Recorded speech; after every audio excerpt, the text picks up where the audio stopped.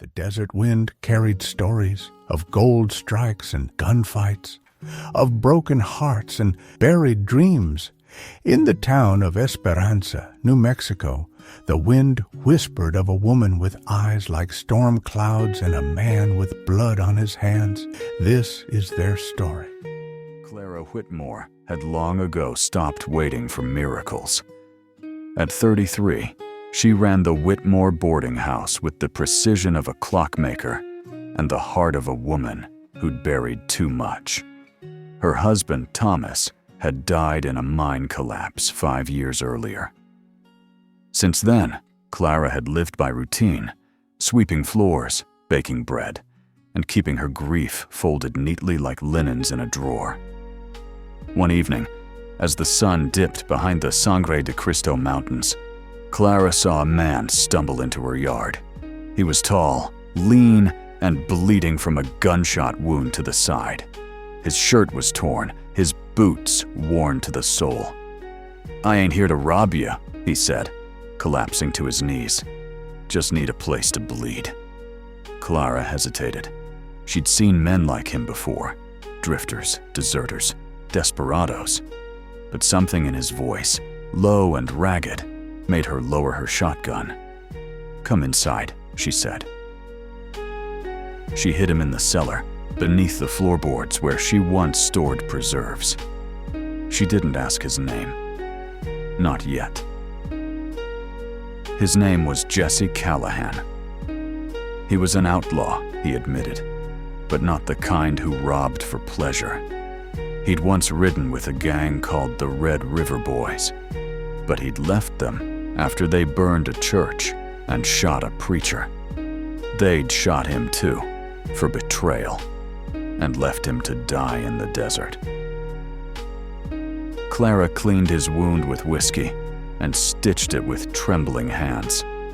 She fed him broth and bread, and when he was strong enough to speak, he told her stories of the war, of his brother who died at Shiloh, of the woman he'd once loved and lost to fever.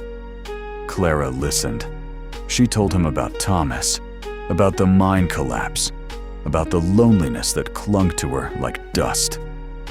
They were two broken people, hiding from the world in a cellar that smelled of earth and old apples.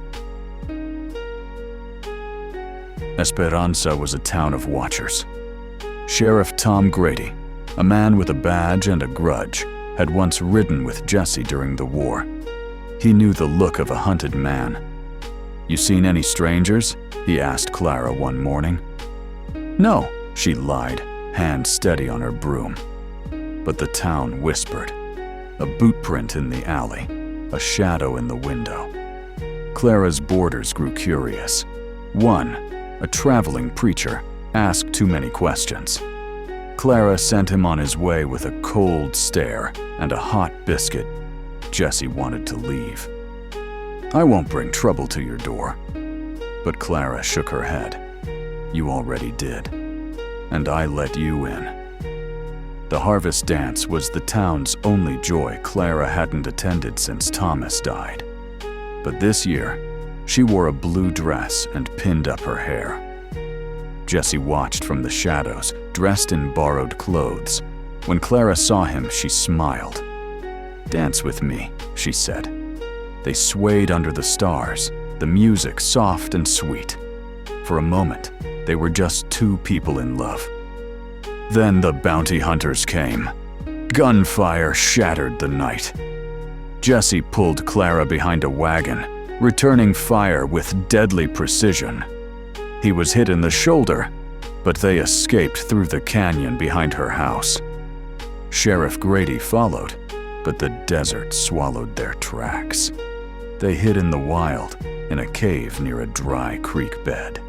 Jesse's wound festered, but Clara kept him alive with herbs and grit. They talked of California, of starting over, of building a life where no one knew their names. "I'll leave," Jesse said. "You deserve peace." Clara shook her head. "Peace without love is just silence. I want more." They made a pact. They'd ride west, find a town by the sea, and plant wild roses in the sand. Before leaving, Clara returned to Esperanza one last time. She sold the boarding house, paid off her debts, and left a note for Sheriff Grady. Sometimes, the law forgets mercy, I won't. They rode for weeks, through Arizona, across the Mojave, into California. They slept under stars, bathed in rivers, and shared stories by firelight Jesse taught Clara to shoot. Clara taught Jesse to read poetry. They fought off a pair of bandits near Yuma. They helped a pregnant woman deliver her baby in a wagon outside Barstow. They laughed. They argued. They kissed like the world might end. By the time they reached Monterey, they were no longer fugitives. They were partners. 5 years later, Clara tended a rose garden overlooking the Pacific. Jesse, now a carpenter, returned from town with their son, Thomas. A letter arrived from New Mexico. Sheriff Grady had retired. The past was finally buried. Clara and Jesse sat on their porch, watching the sunset. The wind carried the scent of roses and salt. They'd carved out peace from the dust and love from the wild. Monterey was unlike anything Clara had known. The ocean roared like a lion, and the air smelled of salt and pine. Jesse found work as a carpenter, building porches and mending boats. Clara took in laundry and baked pies for the dock workers. They rented a small cottage on a bluff overlooking the bay. It had a crooked chimney and a garden full of weeds. Clara tore out the weeds and planted roses, wild ones, like the ones that grew in the canyon where they'd hidden. Their nights were quiet. Jesse read poetry aloud, stumbling over the words but smiling through them. Clara wrote letters she never sent, to Thomas, to her younger self, to the town of Esperanza. They were no longer fugitives, but they were still healing. Clara gave birth in the spring. The boy had Jesse's eyes and Clara's quiet strength. They named him Thomas, after the man who had taught Clara how to love without fear. Jesse built a cradle from driftwood. Clara sang lullabies she remembered from her childhood in Missouri. Raising a child brought new challenges. Jesse worried about bounty hunters. Clara worried about fevers and falls. But Thomas grew strong, chasing gulls and collecting seashells. One night, Jesse sat on the porch, watching Clara rock their son. "I never thought I'd live long enough to see this," he said. Clara kissed his cheek. "You lived because you chose love." A stranger arrived in town, a man with a limp and a scar across his cheek. Jesse recognized him from the Red River Boys. His name was Eli Boone, and he'd come looking for Jesse. "I ain't here to kill you," Eli said. "I just want to know how you did it, how you walked away." Jesse invited him to dinner. Clara served stew and cornbread. Eli stayed the night, then left at dawn. Jesse watched him go, unsure if he'd ever return. That week, Jesse buried his old revolver beneath the rose garden. "If the past comes back," he said, "it'll have to dig." A letter arrived from Esperanza. Sheriff Grady had retired. The boarding house had been turned into a school. Clara's name was still spoken, sometimes with admiration, sometimes with mystery. Clara wrote back, thanking the new sheriff for the update. She enclosed a photo of Thomas, standing beside a rose bush. Jesse began carving toys for the school children. Clara started a small lending library in their cottage.